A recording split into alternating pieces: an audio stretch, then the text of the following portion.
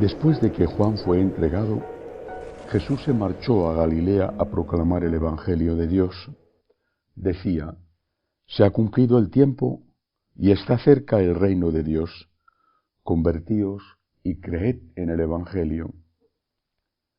Pasando junto al mar de Galilea, vio a Simón y a Andrés, el hermano de Simón, echando las redes en el mar, pues eran pescadores.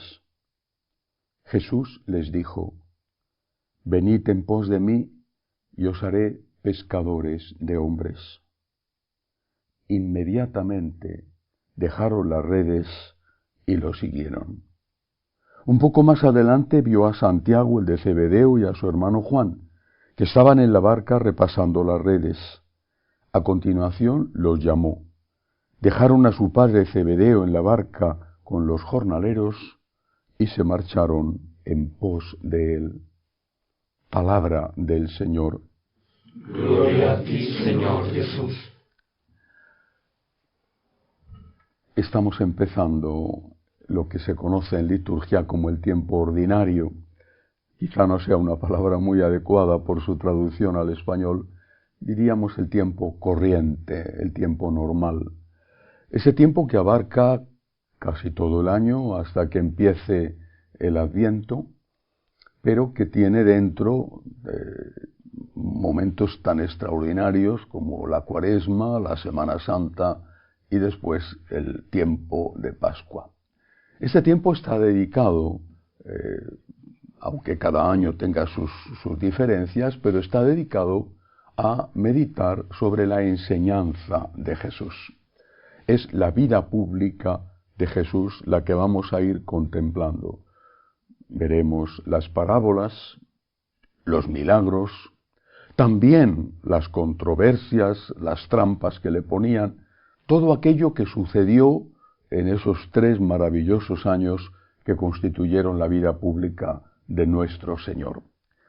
Y esa vida pública empieza con la vocación de los que van a ser sus apóstoles, que además en ese momento eran también sus primeros discípulos, porque luego el Señor, cuando ya tenía muchos discípulos, eligió de entre ellos a 12 apóstoles, y eligió para esos 12 apóstoles a algunos de los que estaban con él desde el primer momento. Así que hoy quisiera hablar una vez más de la vocación. Estoy muy contento por la gran cantidad de jóvenes que me están escribiendo. Y algunos me recuerdan estos de los que habla el Evangelio hoy. Quizá Juan, el más jovencito, no sabemos exactamente la edad, pero la tradición dice que era un adolescente de 16 años, aunque en aquella época se maduraba antes que ahora.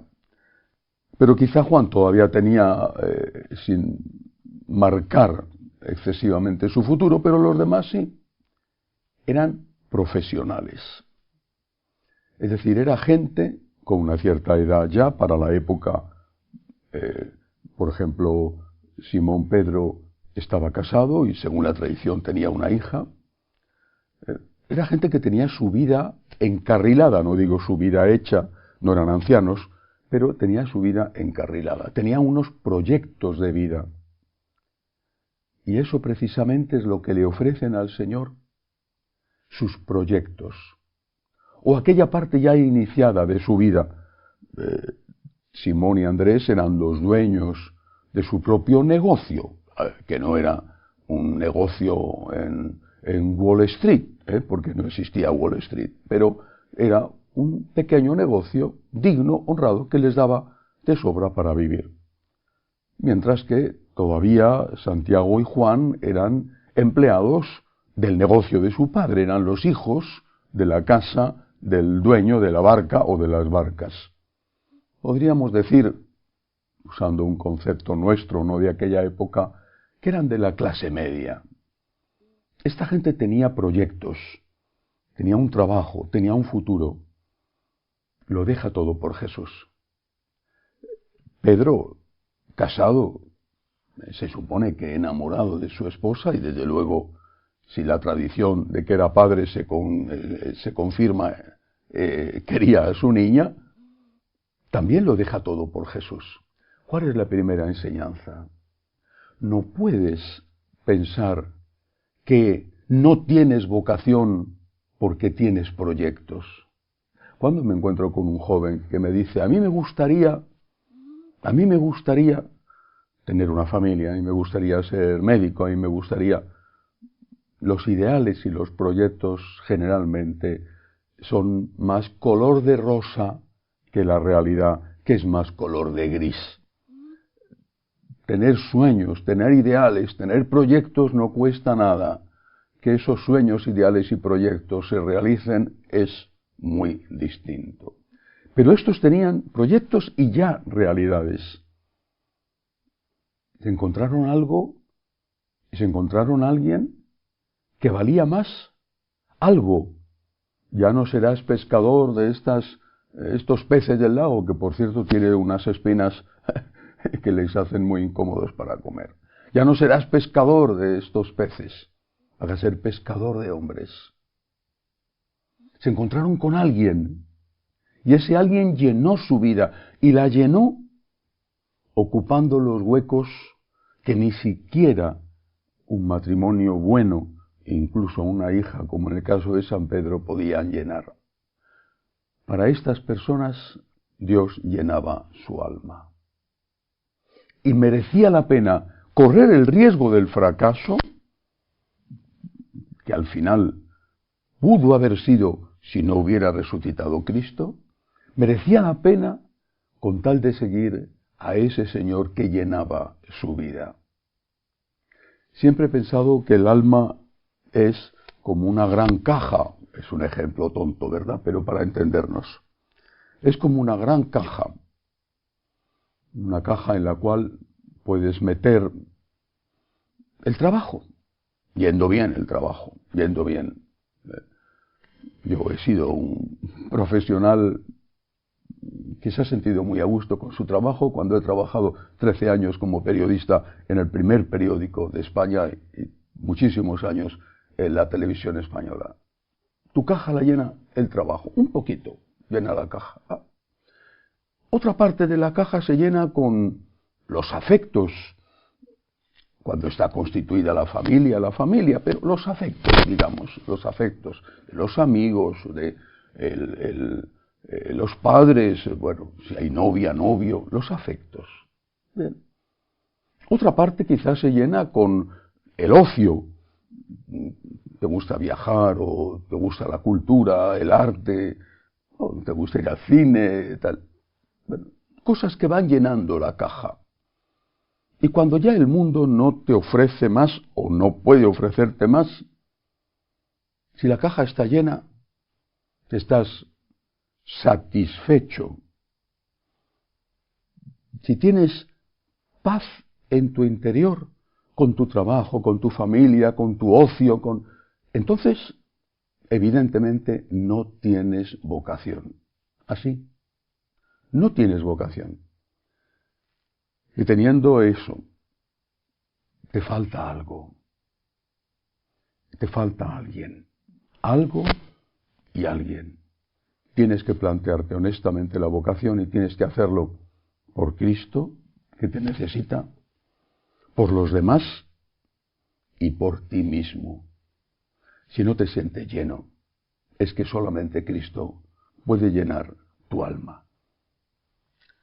Quiero terminar hoy contando un encuentro que tuve ayer online. Entre los muchos jóvenes que están escribiendo, bueno, algunos no tan jóvenes y tenemos un límite de edad, pero entre los muchos jóvenes que están escribiendo hubo uno ayer que me impresionó mucho, porque él es enfermero, trabaja, tiene un buen trabajo, tiene un futuro, se encuentra bien, es ya independiente, y me decía, me falta algo, me falta alguien. Y me parecía justamente, traducido a aquella época, no era un pescador del lago de Galilea, pero me parecía uno de estos apóstoles. Me falta algo y me falta alguien. Trabajo, soy un profesional, gano dinero, tampoco que sea una millonada, un enfermero tampoco es un primer ministro, pero trabajo, me gusta mi trabajo. Las personas a las que cuido, se ha especializado en enfermos de cáncer, las personas a las que cuido están muy contentas conmigo. Me falta algo y me falta alguien. Es exactamente lo que acabo de decir. Quizá tu caja, con todos los sueños, ideales, todas esas cosas, color de rosa que te describes, que luego no son así, le falta algo por ser llenada. A tu alma le falta algo, le falta alguien. Plantéate la vocación. Escribe, escribe por tu bien. Y por otro lado quiero insistir en lo que dije ayer. La situación de la Iglesia es gravísima.